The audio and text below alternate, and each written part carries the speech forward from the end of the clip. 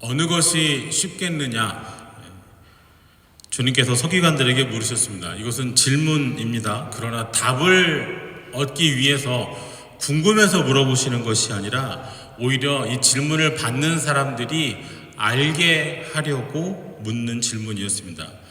주님께서 물으십니다. 알게 하시려고 물으십니다. 이 질문은 오래전 저 유대 땅 가버나움에서 예수님께서 서기관들에게만 물으신 것이 아니라 지금 여기 살고 있는 우리에게도 주님의 사랑을, 은혜를 깨닫게 하기 위해서 여전히 우리에게 묻고 계시는 것으로 받아야 하겠습니다. 그리고 주님께서 의도하시는 그대로 우리가 알아야 하는 것들 알 수 있으면 좋겠습니다. 예수님께서 본 동네에 이르셨다고 했습니다. 여기서 본 동네는 주님이 사시던 가버나움을 말합니다. 예수님께서 나사렛에서 자라셨지만은 나중에 공생애를 시작하실 때는 가버나움에서 사셨습니다. 많은 병자들을 고치셨습니다. 나병 환자도 말씀으로 고치셨고요. 중풍병으로 고생하는 백부장의 하인도 예수님이 고쳐주셨습니다. 베드로의 장모가 열병으로 고생할 때 예수님께서 또 고쳐주셨습니다. 이런 예수님을 보고 많은 사람들이 예수님을 만나려고 가까이 가려고 환자들을 데려오니까 하도 사람들이 무리가 에워싸니까 예수님께서 제자들에게 명하셔서 배를 타고 건너편으로 가시죠. 그래서 예수님의 사역은 갈릴리 호수를 중심으로 해서 주변에 있는 그 마을들을 오가면서 예수님께서 가르치시고 고치시고 전파하셨습니다. 예수님이 다시 가버나움으로 오셨을 때 꼭 예수님을 만나야 하는 사람들이 있었습니다. 한 중풍병자를 예수님 앞으로 데려가기로 작정한 사람들입니다. 하지만 예수님 쉽게 만날 수가 없었습니다. 이 같은 사건을 기록한 마가복음에서는 많은 사람이 모여서 문 앞까지도 들어설 자리가 없게 되었는데 예수께서 그들에게 도를 말씀하시더니 많은 사람들이 모였대요. 가버나움 지역을 발굴하면 예수님 시대의 주거지 집들이 나온다고 그래요. 그런데 집이 일반 사람들, 그러니까 관공서가 아닌 이상, 가버나움에는 로마 군대도 주둔하고 세관도 있었거든요. 그러니까 큰 행정 건물들이 있어요. 하지만 보통 사람들이 사는 집은 아무리 커도 50명 이상은 들어가기가 힘들답니다. 문 앞에까지도 들어설 자리가 없을 정도예요. 어떻게 하면 좋을까요? 오늘 사람이 너무 많으니까 다음에 예수님 만나러 와도 괜찮을까요? 하지만 그냥 돌아갔다가 예수님께서 이번에도 지난번처럼 또 갈릴리 건너 다른 마을로 가시면 어찌하겠습니까? 이번에 꼭 주님을 만나야 됩니다. 그래서 이 중풍병자를 데리고 온 사람들이 일을 벌이죠. 마가복음에서는 지붕을 뜯어냈다고 하고요. 누가복음에서는 기와를 뜯어냈다고 기록합니다. 아무리 당시의 건물들이 요즘의 건물들과 짓는 방식이 다르고 강도가 다르다고 해도 남의 집 지붕에 올라가서 기와를 뜯어내고 지붕을 뜯어내는 일이 쉬운 일은 아니었을 겁니다. 만약 여러분이 그 집안에 있다면 기분이 어떨까요? 어렵게 예수님 만나러 집안에까지 들어가서 자리를 잡고 앉았어요. 못 들어온 사람들이 밖에 수없이 모여 있습니다. 그런데 지붕 위에 사람 걸어다니는 소리가 나고 말소리가 나더니 흙이 떨어지고 나무 조각이 떨어지고 기와 부스러기가 떨어지고 하늘이 훤하게 보이도록 지붕에 뚫리더니 이 침상 위에 본인 힘으로는 조금도 움직이지를 못하니까 그대로 누운 채로 그것을 들것삼아서 데려와서 그걸 밧줄에 매달아서 예수님 계신 곳으로 집 안으로 내려보내고 있어요. 그냥 와 대단하다만 할 수 있겠습니까? 남의 집 지붕을 이렇게 망가뜨렸으면 어떻게 해야 돼요? 물어내야죠. 당연하죠.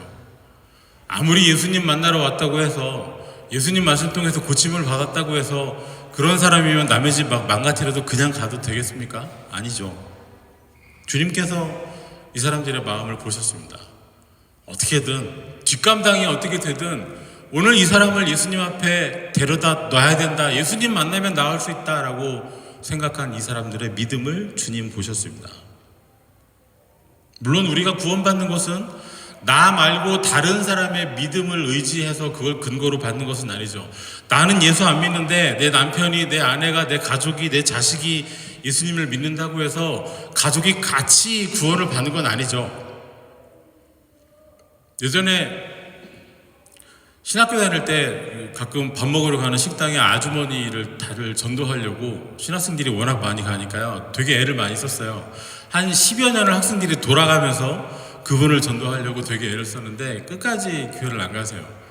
그분 하시는 말씀이 자기 아들이 교회를 정말 열심히 다닌대요. 자기는 괜찮을 거래요. 하지만 그렇다고 해서 아들 바짓가랑이 붙잡고 천국에는 못 가죠. 물론 우리 구원은 우리와 주님과의 관계에 있습니다. 하지만 우리의 신앙생활은, 우리의 믿음의 생활은 혼자만의 믿음으로 구성되지는 않죠. 나만의 믿음이 아닙니다. 오늘 본문에서 보여지듯이 이 아픈 사람 하나를 짊어지고 데려와서 손해를 감수하고 번거로움을 감수하고서라도 예수님 앞에 가게 해야 되겠다고 하는 믿음의 사람들이 있었던 것이죠. 백부장의 하인을 고쳐주실 때에도 백부장의 하인은 예수님 앞에 나오지 못했지만은 백부장의 청을 들어주셨습니다. 우리에게 익숙한 적용이겠습니다만은 여러분 스스로의 능력으로는, 스스로의 힘으로는 주님을 향해서 나아가지 못할 때, 어쩌면 여기 누워있는 이 사람처럼 신앙적으로 너무나도 기진해서 그저 영적으로 누워있는 상태가 돼서 꼼짝하지 못하는 그런 순간에 여러분을 데리고, 여러분을 이끌고, 여러분을 떠매고 주님 앞으로 나아가 줄 사람, 그런 사람, 그런 친구가 여러분에게는 있으신지요? 있으시죠? 또 있어야 하겠죠. 또 그런 사람이, 그런 친구가 또한 될 수도 있어야 되겠습니다. 작은 자야 안심하라, 내 죄사함을 받았느니라. 이 말씀으로 치유와 회복이 시작됐습니다. 그런데 이 말씀이 정말 듣기 불편한 사람들이 있습니다. 바로 서기관들입니다. 지붕이 뜯어지고 환자가 내려오는 그 자리에 서기관들이 있었습니다. 그것도 많이 있었습니다. 율법학자들, 바리새인들 많이 모여 있습니다. 누가복음이 이렇게 기록해요. 하루는 가르치실 때 갈릴리의 각 마을과 유대와 예루살렘에서 온 바리새인과 율법교사들이 앉았는데 병을 고치는 주의 능력이 예수와 함께 하더라. 왜 거기 있겠습니까? 많은 사람들이 따르고 그 말씀을 듣고 믿는다고 하는데, 이적도 일으킨다고 하는데 대체 무슨 말을 하나 뭘 하나 보러 온 것이죠. 예수님의 소문을 듣고 알아보러 온 것입니다.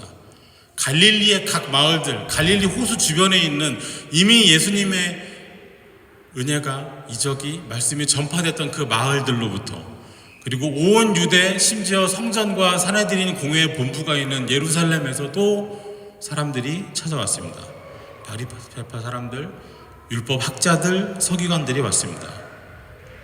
그 사람들 앞에서 주님께서는 안심하라고 죄를 사했다고 하실 것이죠. 죄를 사한다는 이 말이 이 사람들은 너무나도 불편해요. 신성을 모독하고 있다는 것이죠. 오직 하나님 한 분 이외에 누가 감히 다른 사람의 죄를 사하겠느냐? 예, 맞죠. 오직 하나님만이 죄를 사하실 수 있습니다. 인간이 가지고 있는 죄는 오직 하나님만이 해결하실 수 있습니다. 그러나 이 사람들 모르는 것이 있습니다. 바로 이 말씀을 하고 계시는 분이 그리스도이시고 그분이 바로 하나님이시라는 사실입니다. 그런데요, 이 사람들이 참남하다고, 불경하다고, 돌을 던져서 사람을 사형시키는 그 투석형의 처에 마땅하다고 말하는 그 신성모독의 죄라고 말하는 데는 또 다른 이유가 하나 있었습니다. 하나님만이 죄를 사하시죠. 맞습니다. 그런데 죄가 용서되는 과정과 절차라는 게 그때는 있습니다. 바로 성전에서 드려지는 제사이죠. 희생 제물이 있어야 되고요, 제사장이 있어야 되고요, 제사 행위가 이루어져야 됩니다. 그때 죄사함이 있습니다. 속죄의 제사를 규정하는 레위기 4장에 이 규례가 있습니다. 그 사람이 족장이든 평민이든 누구나 마찬가지입니다. 죄가 있으면 하나님 앞에 율법을 범하여서 하나님 앞에 속죄를, 죄사함을 받고자 하면 희생 제물을 가지고 가야 됩니다.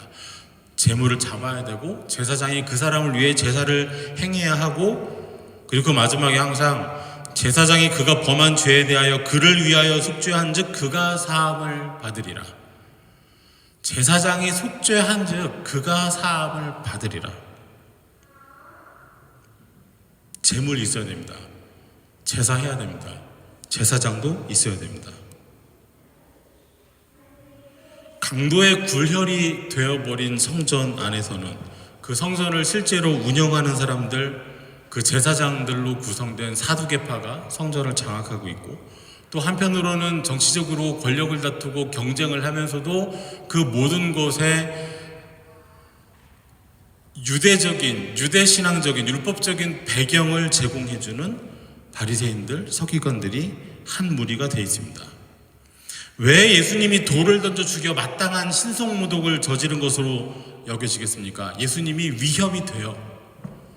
예수님의 사역이, 예수님의 말씀이 이 사람들이 지금까지 누려온 이 이권을, 권력을 통째로 위협해요.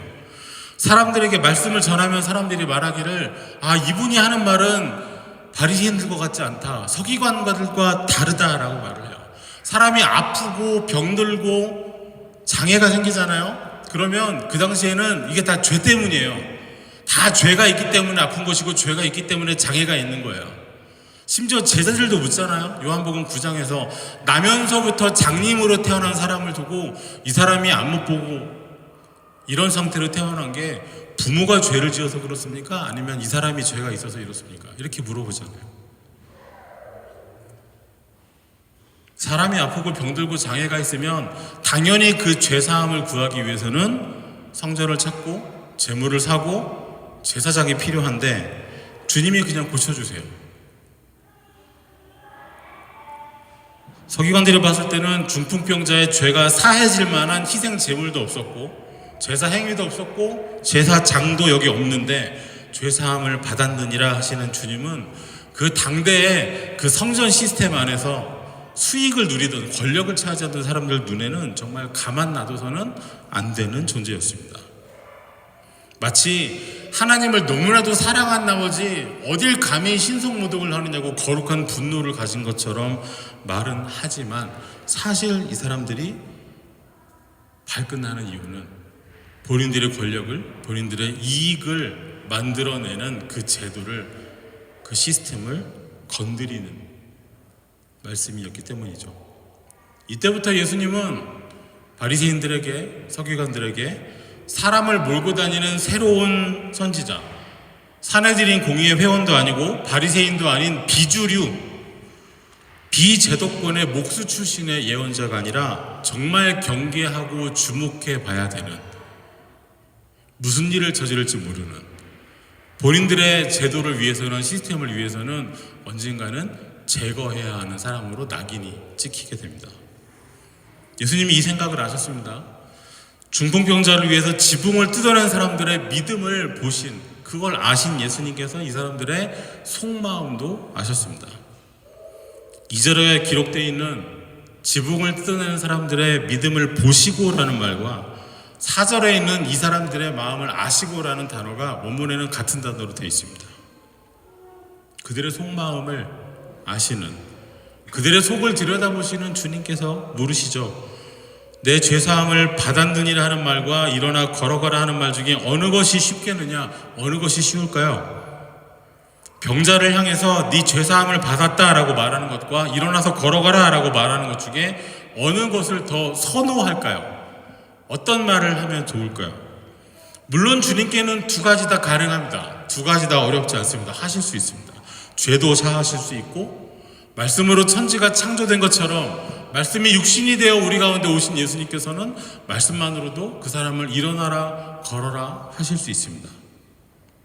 사람들 입장에서는 어느 쪽이 쉬울까요? 죄를 사한다라는 말이 더 쉽고요, 일어나서 걸어가라 하는 말이 더 어렵습니다. 걸어가라 라고 만약에 말을 하면 그 사람을 실제로 걸어가게 만들어줘야 돼요. 능력을 입증해야 돼요.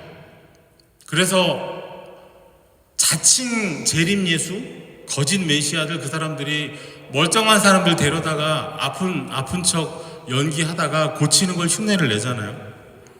하지만 죄를 사한다라는 말은 무슨 죄가 사해지는 게 그 사람 머리 위에 있던 무슨 검은 기운이 거쳐지고 이런 게 보이는 게 아니잖아요. 입증이 안 돼요. 확인할 길이 없어요. 그러면 예수님께서는 왜 쉬운 쪽을 택해서 말씀하셨는가? 사실 예수님은 쉬운 쪽을 말씀하신 건 아니었습니다. 왜냐하면 지금 눈앞에서 이걸 듣고 있는 사람들이 바리새인들이고 율법 교사들이기 때문입니다.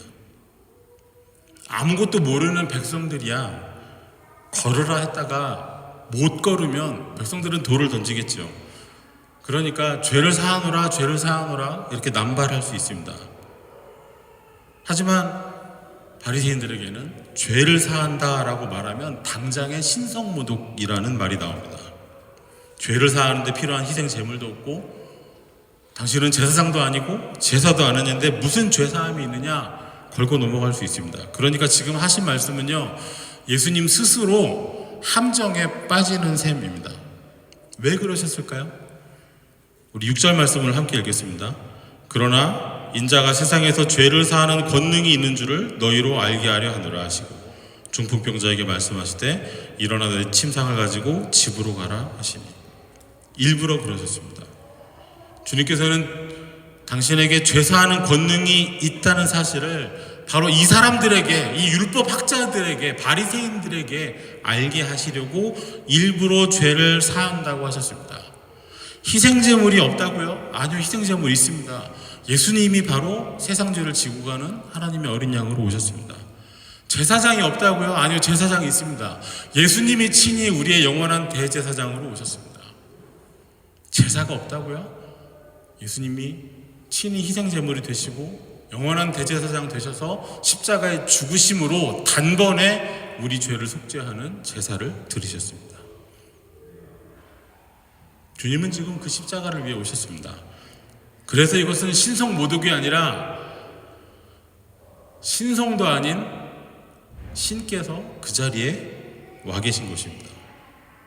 이제 주님께서 중풍병자에게 일어나 가라 하십니다. 말씀이 끝나자마자 그는 일어나 갔고 본인이 누워서 실려왔던 그 침상을 본인이 직접 들고 집으로 돌아갔습니다. 죄사하는 권세를 가지신 분, 그리고 그가 죄도 사하시고 일어나 걷게 하시는 권능 있는 분임을 입증해 보이셨습니다. 그저 말씀만 하셔도 마음만 먹으셔도 고치실 수 있는 주님께서 일부러 죄사함에 대해서 이야기하시면서 논란 가운데 뛰어들어가시고 신성모독의 혐의를 받으셨습니다. 이제 본격적으로 미움을 받고 감시를 받고 십자가 죽음을 향해서 나아가는 더 어렵고 위험한 길에 발을 들여놓으셨어요. 무엇을 위해서요? 알게 하시려고요. 이 사람들도 알아야 되니까 이 사람들을 알게 하시려고 그 권능이 있음을 보이시려고 일부러 그리 하셨습니다. 몇 가지 적용을 할 수 있겠습니다. 우리에게 가장 익숙한 적용은 역시 예수님께서 보신 이 중풍병자를 데려온 사람들의 믿음, 그 믿음을 우리도 가져보자는 것이죠. 우리 보통 많이 설교할 때 이 중풍병자의 친구들이라고 하거든요. 사실 성경 어디에도 이 사람들이 친구라는 말은 없습니다. 그리고 다른 사람들이 이 사람을 시켜서 왔다는 말씀도 있습니다. 하지만 이 사람들에게는 믿음이 있죠. 예수님이 보셨잖아요. 유대인 사회는 굉장히 좁은 마을 공동체라고 그래요. 그 가운데 젊은 사람 하나가 중풍병에 걸려서 자기 발로는 한 발자국도 가지 못하는 그런 사람이 있으면 다 같이 마음을 쓰게 되는 것이죠. 예수님께서 작은 자야 하시는 그 작은 자는 20대 초반에 젊은 사람들을 주로 부르는 호칭입니다. 스승이 제자를 두고 부를 때도 작은 자야 라고도 하고, 나이 많은 아버지가 셋째 하나 넷째 막내 아들을 부를 때도 사랑을 담아서 작은 자야 라고 부르기도 했답니다. 나는 멀쩡해요. 나는 걸을 수 있어요. 그런데 내 주변에 내가 아는 사람 중에 도움이 없으면 주님 앞에 나가지 못하는 사람이 있어요. 주님을 만나면 된다? 주님 앞에 있으면 된다라는 그 믿음, 속으로만 갖고 있는 게 아니고 그 사람을 찾아가서 만나고 그 사람을 눕히고 그 사람을 들고 주님 앞으로 데리고 나가는 거죠. 사람이 많아서 집 안으로 들어가지조차 못하니까 지붕에 올라가서 지붕 뜯어내는 거예요. 오늘 주님 만나야지, 아니면 언제 만날지 모른다, 올라가는 거예요. 이 사람들의 믿음은 우리가 야고보서에서 보는 행함까지 있는 살아있는 믿음인 것이죠. 주님께서는 이들에게서 믿음을 보셨습니다. 지붕을 뜯어내는, 어떤 사람들이 볼 때에는 난동에 가까운 그 행위이지만은 예수님께서는 그 안에 있는 믿음을 보셨습니다. 예수님께서는 오늘 우리도 보고 계십니다. 우리의 생각도 알고 계십니다. 지붕을 뜯어낸 사람들과 달리 이미 집 안에 있는 사람들, 그 사람들에게서 주님께서 보신 것, 주님이 아신 것은 무엇입니까? 그 사람들 속에 있는 악한 생각들입니다. 집 안에 이미 들어와 있고 자리도 차지하고 앉아서 말씀을 경청하는 것 같지만 사실 그 속에 자리 잡은 것은 주님의 말씀을 듣고자 하는 기대나 믿음이 아니라 악한 생각이죠. 말씀을 듣고 믿고 따르며 찬양하는 사람들과는 달리 참 믿음 갖기 어려운 사람들입니다. 어떻게 공격할까? 어떻게 혐의를 씌울 수 있을까? 어떻게 책을 잡을 수 있을까? 어떻게 꼬투리를 잡아 고발할까? 어디 한번 드러나보자 하는 그 사람들을 향해서 예수님은 일부러 위험을 감수하시면서 어느 것이 쉽겠느냐 말씀하십니다. 이 사람들의 악한 마음을 모르실 리가 없잖아요. 하지만 그러면서도 그들이 알기를 바라시며 일부러 죄사함을 말씀하셨습니다. 주님의 질문 앞에 자주 설 수 있으면 좋겠습니다. 우리 주님께 늘 묻죠. 자주 물으시죠? 예수님께 자주 물어보시나요? 자주 물어보셔야 됩니다. 주님 어떻게 할까요? 주님 언제 될까요? 주님 언제까지일까요? 주님 무엇이 좋을까요? 해야 할까요? 말아야 할까요? 가야 할까요? 말아야 할까요? 묻고 기도하는 것 좋습니다. 우리 기도를 대화라고 많이 하잖아요. 그럼 대화면 일방적인 대화 말고 주고받자 또 많이 적용하잖아요. 우리만 묻지 말고 주님께서 우리에게 물으시는 그 물음에도 우리가 대답을 좀 준비하면 좋겠습니다. 나에게 대답을 요구하실 때, 나에게 생각을 요구하실 때 때로 주님께서 우리에게 물으시는 그 질문들은 대답하기 힘들고 궁지에 몰리는 것 같고 난처해지는 순간이 있죠.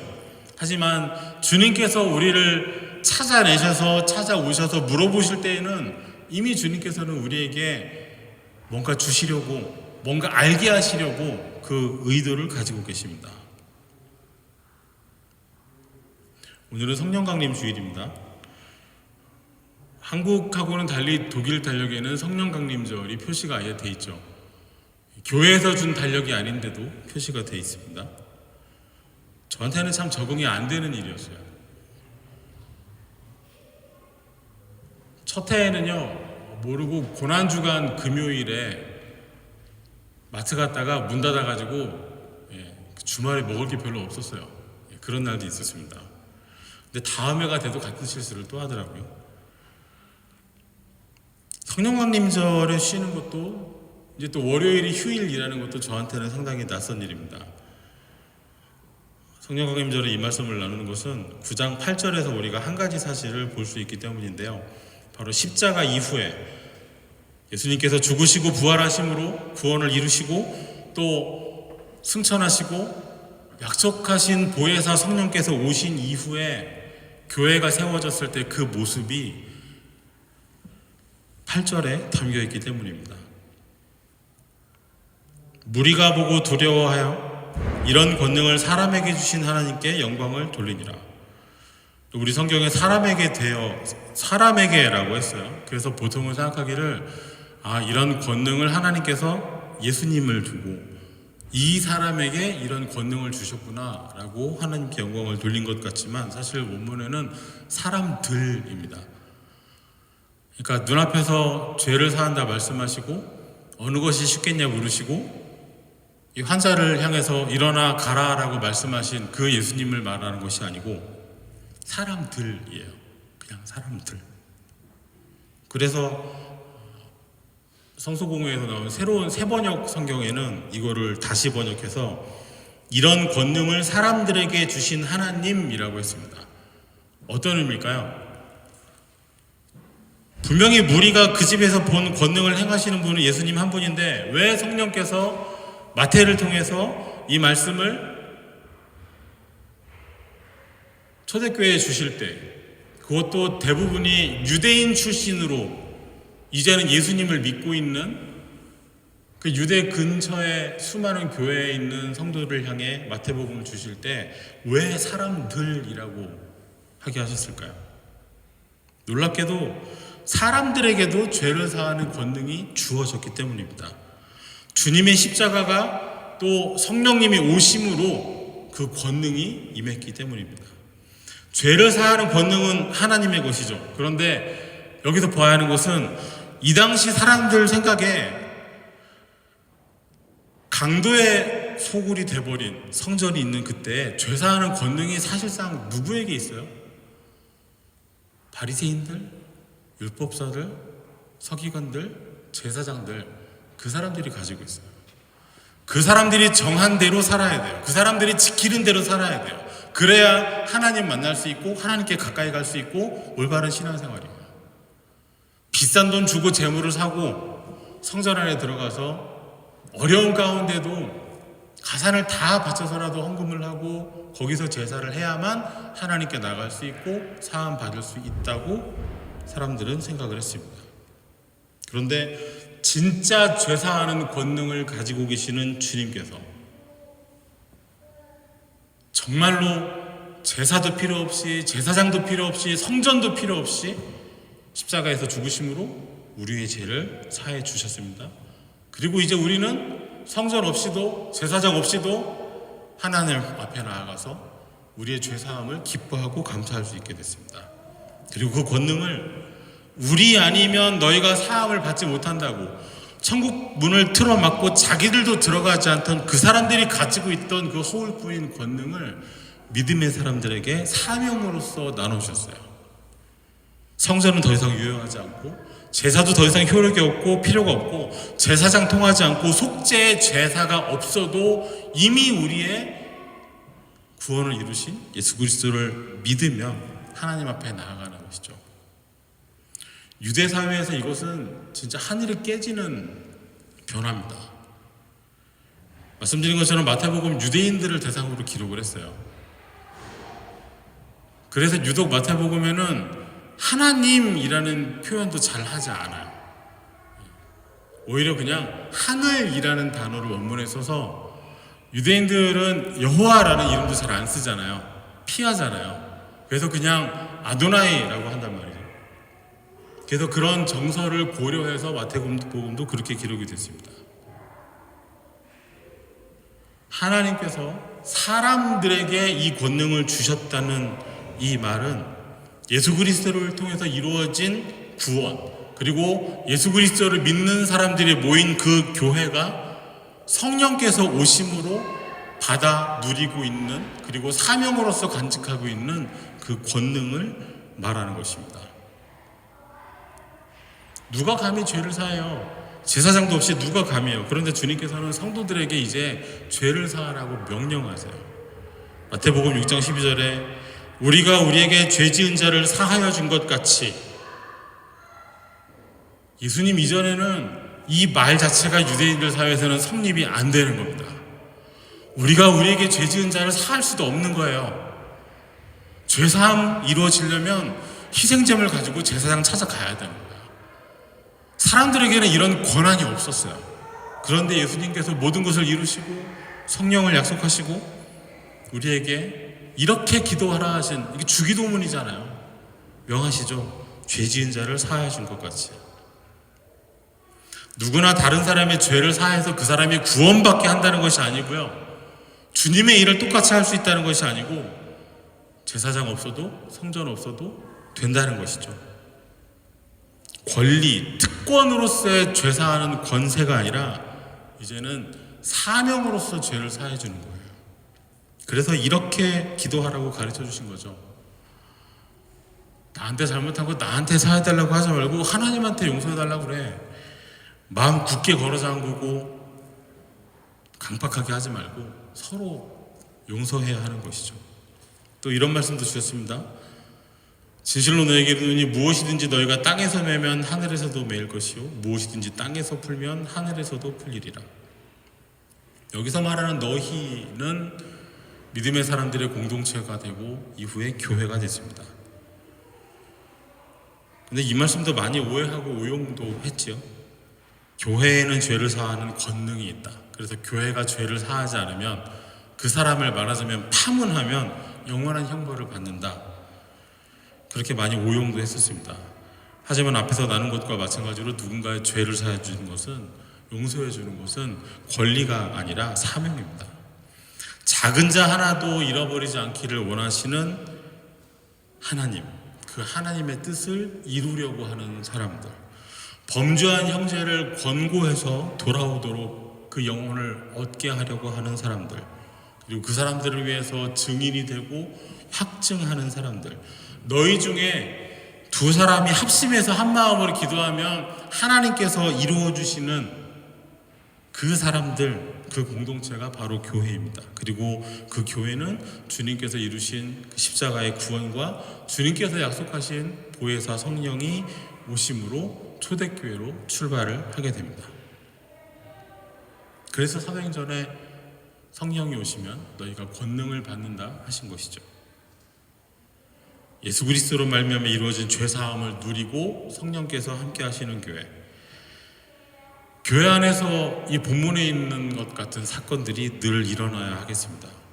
스스로 힘으로는 주님 앞으로 나아오지 못하는 사람, 그 사람을 짊어지고 번거로워도 힘들어도 다른 사람들 볼 때 이상한 행동이고 뒤수습 어떻게 하려고요?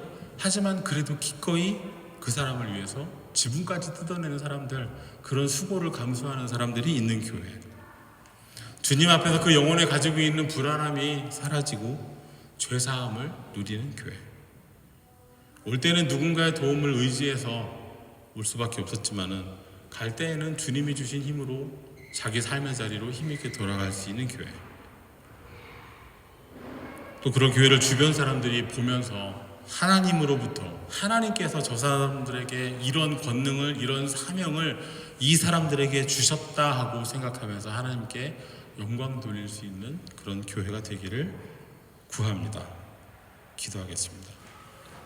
주님 감사합니다. 오늘 우리를 보시며 우리를 아시는 주님, 우리에게서 믿음을 보시옵소서. 주님을 믿음으로 주님의 말씀을 순종하며 주님을 믿음으로 말씀대로 사하는 권능을 또한 사명으로 여기며 성령 안에서 서로 용서하고 섬기며 서로를 의지하며 주님께 나아가는 공동체가 되게 하여 주옵소서. 오늘도 우리에게 물어보시는 주님의 음성을 듣고 우리를 위하여 기꺼이 어려움을 고초를 감당하신 주님께서 우리가 알았으면 하고 바라시는 그것을 우리가 깨달아 알게 하옵소서. 예수님 이름으로 기도하옵나이다. 아멘.